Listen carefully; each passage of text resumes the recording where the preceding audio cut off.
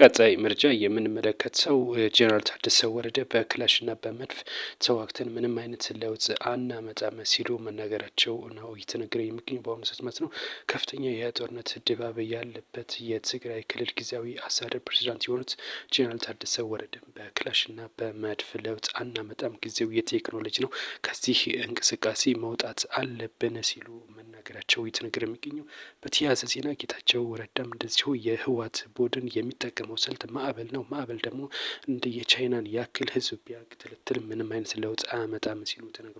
ጌታቸው ረዳ ማለት ነው። እንግዲህ እንደምታውቀው ህወሓት በአብዛኛው ስልቱ የህዝብ ማዕበል ነው ሲሉ ነው ጌታቸው ረዳ የገለጹት። አያይዘውም ደግሞ የወልቃይት አስተዳዳሪ አቶ ዋሽተ ደምለው ወልቃይት ማንም አይነካትም፣ እኛ ካልፈቀድን በሰላም ካልሆነ በጉልበት የሚሆን ነገር የለም ሲሉ የወልቃይት አስተዳዳሪ አቶ ዋሽተ ደምለ በወቅታዊ ሁኔታ መግለጫ ስተዋል።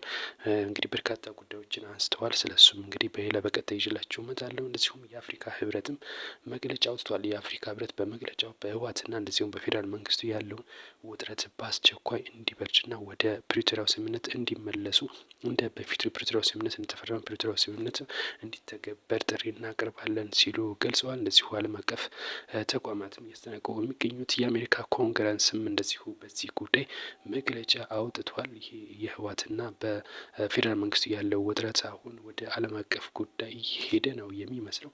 ብዙዎችም እየተናገሩበት ነው የሚገኘው። የአፍሪካ ህብረት መግለጫ አውጥቷል፣ አስጠንቅቋል በጉዳዩም ላይ። እናንተስ በዚህ ጉዳይ ምን አሰባላችሁ? መልካም ቆይታ።